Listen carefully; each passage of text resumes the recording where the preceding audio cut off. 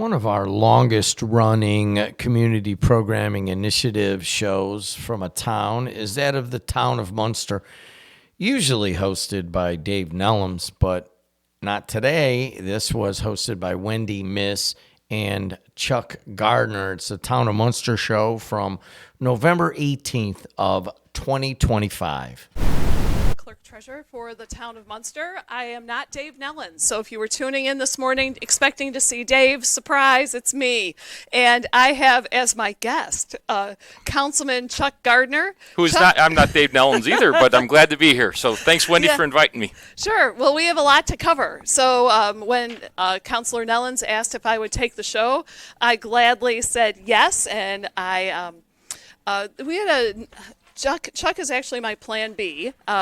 We would like to try and get AIM in. AIM is short for Accelerate Indiana Municipalities, and they do lobbying for the municipalities and governmental units throughout the state of Indiana, and I've invited them to be a part of our show at one time, so at some point, stay tuned, we may see AIM here.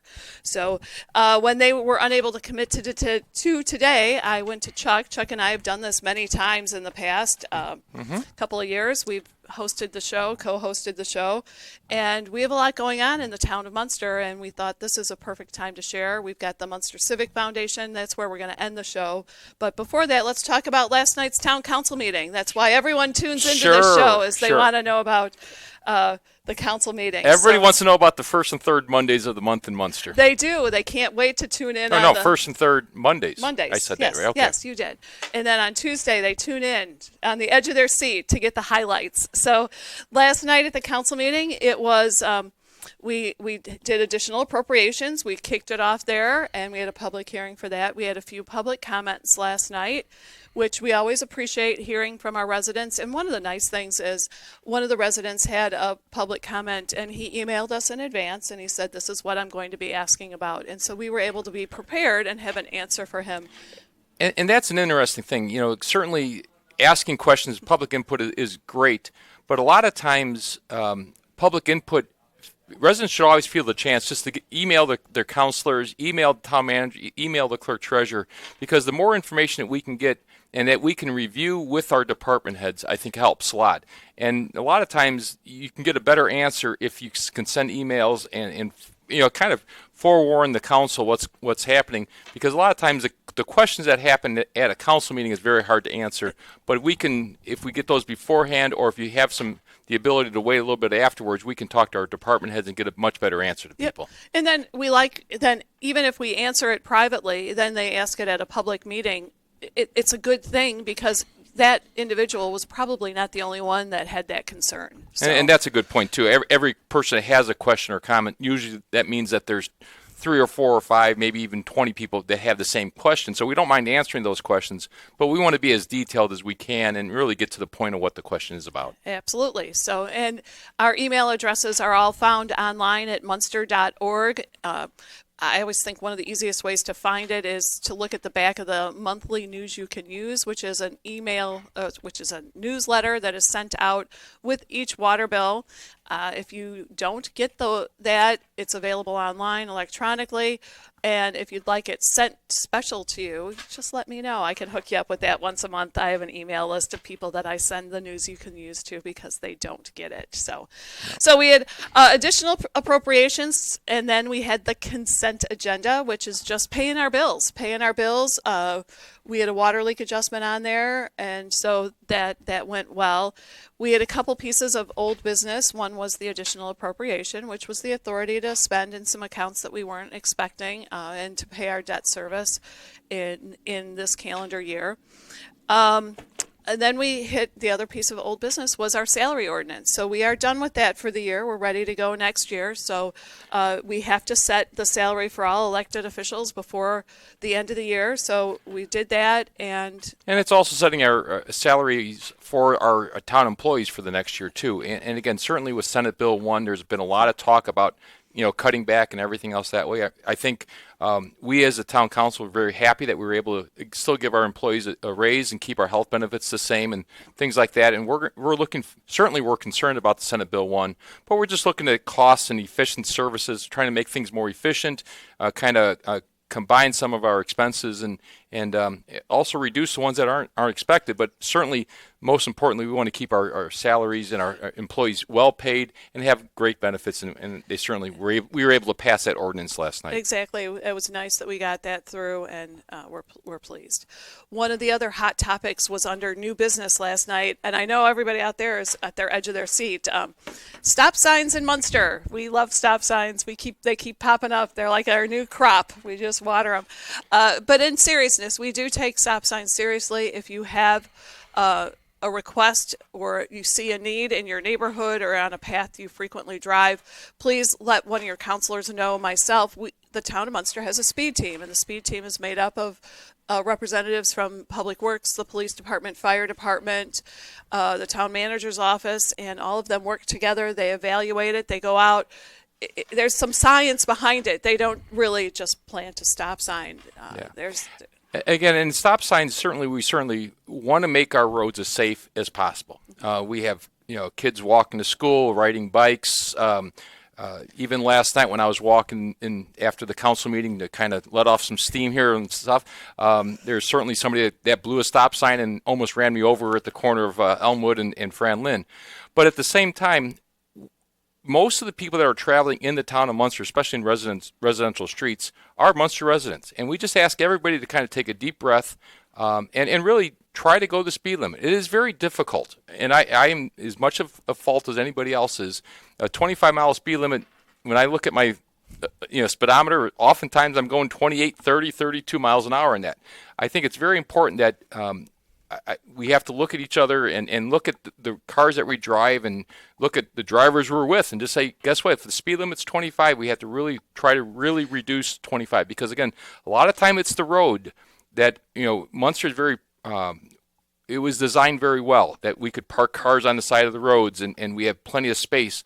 But unfortunately, sometimes when cars aren't parked on the side of the roads in front of houses, that allows the streets to be wider and it's a little bit easier to go faster.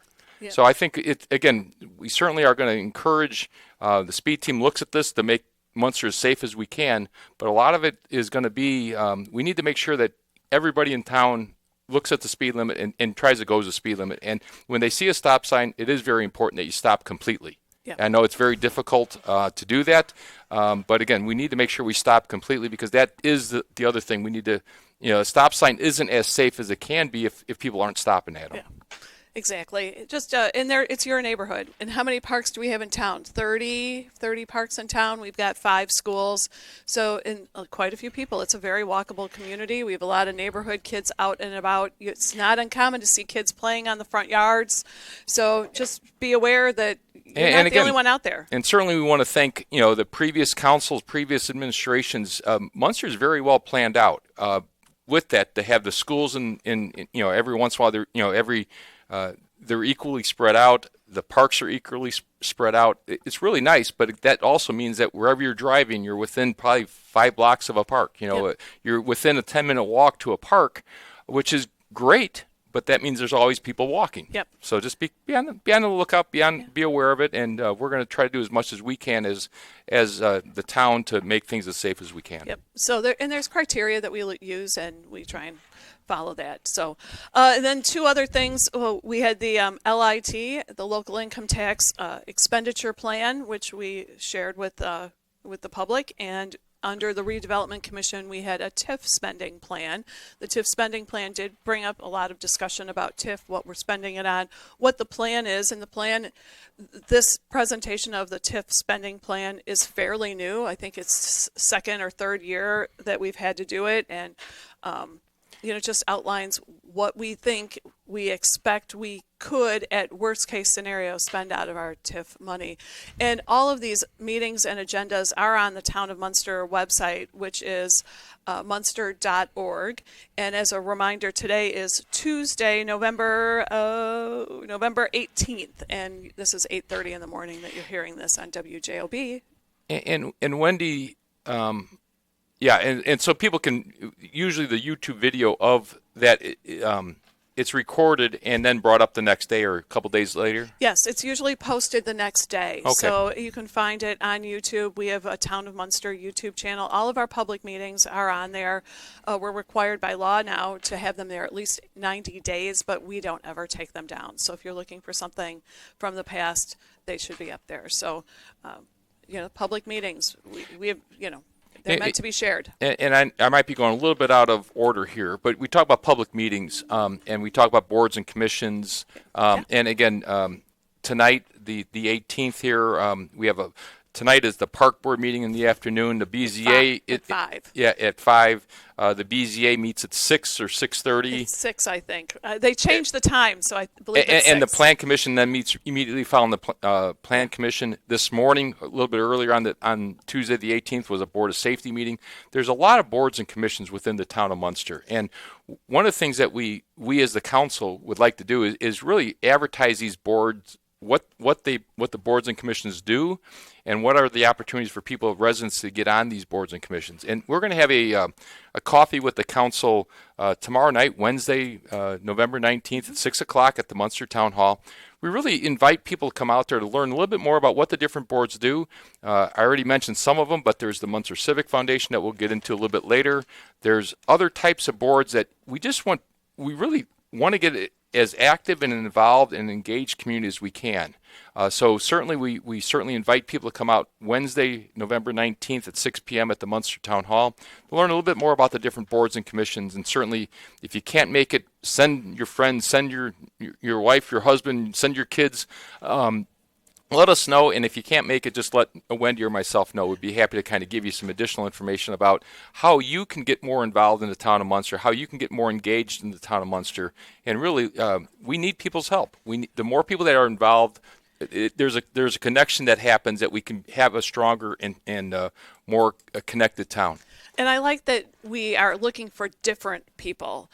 We have a core group of people that we often reach out to, and we find that they're reliable. They serve on various boards, they come on various committees, and we keep going to the same pool. Munster's changing, it's evolving. We're getting so many new residents, many young families. We want to get them involved as well. And again, this coffee with a counselor at 6 o'clock tomorrow night, which is Wednesday, the 19th of November, at Munster Town Hall, which is 1005 Ridge Road. And you are encouraged, if you're unable to attend, let Chuck or myself know. We can get you an application for one of the boards. We can even send you a copy of the PowerPoint presentation, which is just a quick look at what the board responsibilities are. And it's also coffee with the council and clerk-treasurer. Yeah, exactly. Okay, so just make sure that if you don't want to just talk to the counselors, certainly our clerk-treasurer is going to be there also. And I did the PowerPoint, so I made sure that I got that on there. It's coffee with the counselors and Wendy, the clerk-treasurer. Yeah, exactly. I made sure that I put it a little smaller print, but it doesn't have quite the ring that coffee with the counselor. Understand. That meeting was initially announced for Tuesday night, so don't come on Tuesday night. We're not having it tonight. We have other meetings. You're going to end up sitting in the BZA Plan Commission meeting if you come tonight, which reminds me I need to put a note on the door for that. One of the boards and commissions, I always like it. It's kind of a gateway board and commission. We have a very active community of commissioners on our Munster Civic Foundation, and Chuck is the president. I'm the secretary-treasurer of the Munster Civic Foundation. And so, Chuck, tell us more about it. Well, thanks. This Munster Civic Foundation was a civic foundation. It's a not-for-profit foundation for the town that was created back in the early 90s, and it was donated, or the initial donation was from the Community Hospital Foundation. It was a $2 million donation, and over the course of the last 35 years, we've been able to use the interest off of that really to better the town, kind of improve the quality of life items. Originally, there was the formation of the bike trails throughout the town. That was a big part of that. Some of the betterments, some of the beautification of the Munster Pool when that was built in 1990, late 90s, early 2000s. Some of that came from the Civic Foundation. Over the course of, 1999, 2000, 2004, we had a Blues, Jazz, and Arts Festival. and the Civic Foundation gave a lot of money for that after the chamber, kind of worked with the chamber on that. So really, the Civic Foundation is one of those things that we can do a lot of different things. And in the last 7 or 8 years, the Civic Foundation has kind of created a new avenue in town. It's to create a vibrant and involved and engaged community. And so what used to be the Civic Foundation was 5 counselors, or back in the day when it first started, it was 4 town counselors and maybe 4 or 5 residents in town. Right now, we have the clerk-treasurer, the town manager, are the executive secretary, executive director of this foundation. The 5 Munster town councilors all serve as an executive role. And then we have 20 residents. Yeah. 20 residents all serve as a 1-year term on the foundation. And in the last 4 to 5 years, we've had the Monarch Festival, the car cruise, the Centennial Park concerts on Monday nights, and then recently on Tuesday nights. The symphony, Northwest Indiana Symphony, has all been funded by the Munster Civic Foundation. In addition to, for many, many years, is the fireworks show. Yep. The 3rd of July fireworks has always been, or for at least the last 15 years, has been sponsored by the Munster Civic Foundation. And so we're this group of residents and counselors are really excited about what's happening. And I think we're starting to make some really good headway in this, making Munster a more vibrant, excited community. Yep. And you forgot the public art component. So a few years ago, coming out of COVID, and we talked about it quite a bit on the WJLB airwaves, and you can still see them around town. There are 5-foot fiberglass tulips around town, and they each were done by different local artists, and they're pretty amazing. And we see that we have big sculptures from many years ago that we have throughout town. The horses on 45th. I know Heart to Heart Gallery, they have sponsored them around town. Yeah. We've got a baker, just fun. They're fun. And we've seen that there's an appetite for public art. And 2 women on the Civic Foundation that, as well as many others, but have really championed for public art. And now we have this Beauty in the Box project. We have 3 electrical boxes that have been decorated. They look great. They're fun. They're not green electrical boxes, and they're town-owned. Yeah. And it's a program that we're going to continue for the next several years. There are several boxes available. Yeah, I guess I want to make sure we have really a shout out to Leanne Mellon. Yes. When you start talking about the tulips, I don't know if there was a person that worked harder doing the fundraising, the artist, all the things that she did. She worked with IU Northwest on designing that. So a big shout out to Leanne Mellon for all her efforts with that. And then recently, Deanne Hulsley and Liz Madronzak have done a wonderful job with the Civic Foundation, working with us on really creating this Beauty in the Box, which is the utility box artwork. And there's 3 of them up in town right now. Mm-hmm. One's at right across the street from Centennial Park. One's across the street from People's Bank on Columbia and Franlin. And I think the other one is over on 45th Ave. No, on Main Street, White Oak Avenue and Main Street. Okay. Is the 3rd one. But again, part of what this is there's a buzz around town about art. Mm-hmm. And that's what we really like. And I think that's something that really shows the creativeness. It brings beauty, it brings a little bit of life, and it brings about that buzz. People talk, and we want people talking positive about the town of Munster. And certainly Deanne and Liz have done a wonderful job with these utility box artwork. And there's 36 of them in town. There's 3 that are covered right now. There's 2 of them that are committed to be covered in the spring. But if you or your organization or your business wants to see some more artwork in town, give us a call, because again, this is it's a fundraising program for the Civic Foundation, but again, it also brings artwork, and these decals, this artwork is going to be on these boxes for 2 years. And again, it's going to be a really neat thing to do. And certainly we've seen a lot of great buzz on What's Up Munster about this artwork and everything else that way. So it's been a very good thing. So we'd love to see more, and anyone who's interested in participating, please let us know. We also have an upcoming event, Light the Night. Light the Night was something that was initiated through the Munster Civic Foundation, and we used it as an opportunity to bring some attention to Munster Town Hall, some of the holiday decorations that we have. We turned it into a family-friendly celebration. This year we're shifting a little bit. The date has been changed, so if you see it on your calendar on a Thursday, don't come. There's really no one going to be at Town Hall on that Thursday. But on Monday, December 1st at 6 o'clock, we are going to light Town Hall.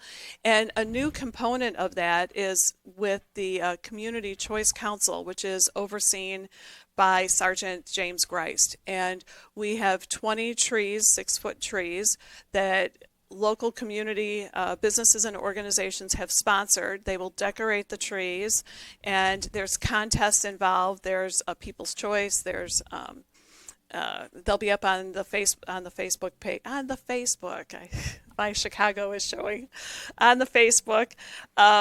And you'll be able to vote. And we're excited about this new addition. It's a little bit of a shift. We're not going to have no bounce house, no any of that, but we're going to do things like we still, I think, are going to have hot chocolate and things. Yeah. And it's right before the town council meeting. So come see us flip the switch, and then the first Monday in December, which is December 1st at 6 o'clock at the Munster Town Hall, we'll be lighting everything up. Exactly. It'll be fun. I also wanted to mention that we will be sending out a fundraising letter, which is something that we've done the last couple of years. The funding for the Munster Civic Foundation, we had received a gift from Community, now Powers Health, many years ago. And as Chuck mentioned earlier, we are able to use the interest on the account to fund these projects and programs. We're excited about the opportunities.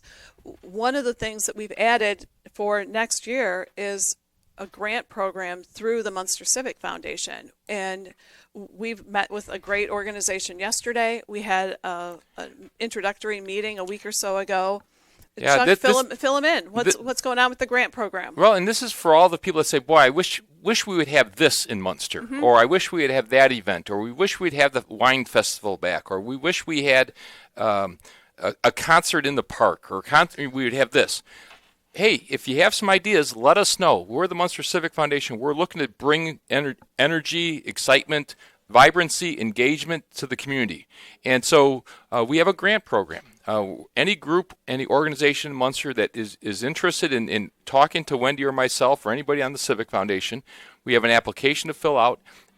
Any kind of event that's going to, that you have an idea of between April and December of next year, 2026, we're asking that you put together some thoughts, put together the who, what, why, and when of that event. Bring it to Wendy or myself, anybody on the Civic Foundation, and we're going to work with you on trying to figure out the best way to fund that program and get that idea, from an idea stage to an event stage or a program stage. Doesn't always have to be events. It could be a beautification of some part of town. It could be beautifying this area, beautifying that area. But again, part of this is trying to get our residents involved and getting some ideas. Because again, certainly, I think we all fall into the same thing. We have our own friend group. We have our own people that we talk to all the time. And sometimes we only think about what's important to us. But we know that there's so many other people in town that have great ideas and so many other organizations. And sometimes the organizations want to do something, but they might not have the manpower to do something. So we are kind of the facilitator. We talked to a group yesterday that said, hey, they were looking to do a walk, and we said, hey, how about if you work with this group and maybe make the walk bigger? And they said, oh, wow, that's great. We never thought about that. So we want to be that facilitator, but we also need your ideas as Munster organizations, neighborhoods, residents. Go to the Munster Civic Foundation site. There's a grant application right on townofmunster.org or munster.org, the website, and look at that information. Give Wendy a call. Give myself a call. But we want to know what the who, what, why, where of that. And again, we're offering $5,000 grants. If you're working with another organization in town, we can maybe expand that grant money a little bit. But we really want to make sure we find some new and energetic ideas that can last for the ongoing for 3, 4, 5 years, 10 years. So we can start out this year with the first event, but nothing's better than seeing the 10th annual or the 20th annual event. Exactly. It'd be nice to see that. And the public, have different ideas than Chuck and I and our group. So bring your fresh ideas. We're excited about them. We wouldn't have had a diversity dinner without that. We wouldn't have Cruising on the Ridge without that, or Monarch Festival, or Light the Night. Those are 4 new events really just created out of a desire to showcase something that we're interested in. So it's exciting, and we look forward to working with the public, with the residents, the local businesses, and see what kind of great ideas you have. And again, a lot of the common themes with all that is connecting our community together, utilizing some of the unique things that we have in town. If it's Heritage Park, if it's Centennial Park, Community Park, those are some unique parks that some other towns don't have that we want to really highlight. And again, the other thing that we want to highlight is connecting our residents together. Yep. The more that we can bring our neighborhoods together, the more that we can bring our residents together, the more that people feel connected to our town of Munster, the better off we're going to be. And that's what really the Civic Foundation is all about. It's exciting time in Munster, Indiana right now. All right, we're getting the wrap-up signal. I think we may have even gone a minute or two long. Chuck, any final thoughts you'd like to share today before we say goodbye? No, I just thanks for letting me be Plan B. At least I was before Plan C. That's much appreciated. But again, certainly happy to be on the show. Happy to talk about the Munster Civic Foundation. Happy to talk about what goes on in the town of Munster, and also really looking forward to inviting people out Wednesday, November 19th, to the Boards and Commission workshop. Yep, so that's Coffee with the Counselor tomorrow night to discuss boards and commissions. We look forward to that. It starts at 6 o'clock. We also have today the Park Board meeting, BZA Plan Commission, and then Light the Night and a regularly scheduled town council meeting on December 1st. We look forward to seeing you at all of those. Again, if you have any questions, please reach out to Chuck Gardiner or myself, Wendy Mis, the clerk-treasurer for the town of Munster. Our information can be found at munster.org, and the easiest way to get in touch with us is to call our telephone line, which is 836-6900. There's a phone tree. I have my own link, and Chuck can be reached through the town manager's office. Thank you all. Have a great day, and hopefully we'll talk to you again soon. Thanks. Bye. That was a Town of Munster podcast. Don't forget, you can go to Apple, Spotify, wherever you get your podcasts, and you can listen to the Town of Munster show. It's an audio-only podcast. If you want to watch the video, you can go to YouTube and just type in WJOB 1230 and navigate to the Town of Munster show. I'm Jim Diedlow. Until next time, see you later.